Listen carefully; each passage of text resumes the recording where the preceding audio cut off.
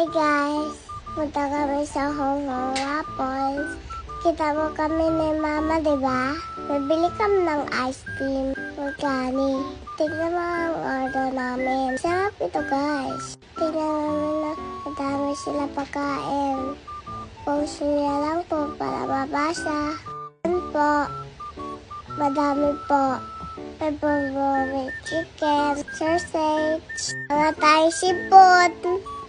Post niyo lang po Ito po ice cream po, waffle. Parang banana ice cream. Ito po yung chicken malaki. May kinilaw. Alimaws. Kain si Papa. Malambot na yung chicken. Tignan niyo Yum yum. 1, 2, 3. Kakain na si Papa ko.